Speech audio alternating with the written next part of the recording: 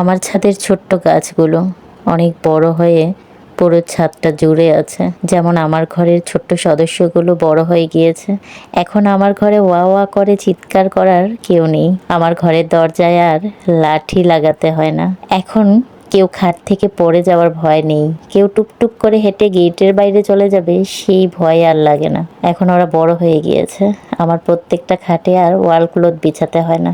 আমার ঘরের ফ্লোরে শীষ আছে কিনা সেই কথা ভেবে কেউ পাড়া দিতে ভয় পায় না। ছেলেমেয়েদের ছোট্টবেলা সত্যি উপভোগ করার মতো। কিন্তু আমরা একসময় ভাবতাম এই ছোট্ট বাচ্চাগুলো কবে বড় হবে, আমাদের কষ্ট কবে শেষ হবে। সত্যি একদিন এই কষ্ট শেষ হয়, কিন্তু ওদের ছোট্টবেলাটা আর ফিরে আসে না।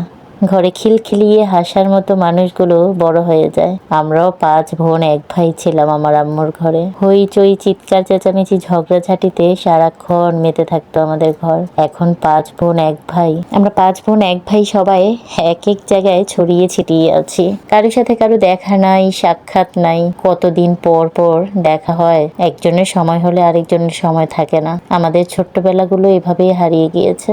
যখন অনেকদিন পর সবাই মিলে বাবার বাড়িতে বেড়াতে যাই, অনেকদিন থাকার পর যখন যার যার গন্তব্যে যাওয়ার সময় হয়, আম্মু এসে বলে আমার ঘরটা পানিত পড়ে যাব তোরা চলে গেলে। একদম ঠান্ডা থাকবো ঘরখানা, চিৎকার চেঁচামেচি হইচই আর থাকবো না। সত্যি 5 বোন 1 ভাই আর কেউ কাউকে দেখার সময় নেই, সুযোগ নেই। কি অদ্ভুত জীবন আমাদের, তাই না?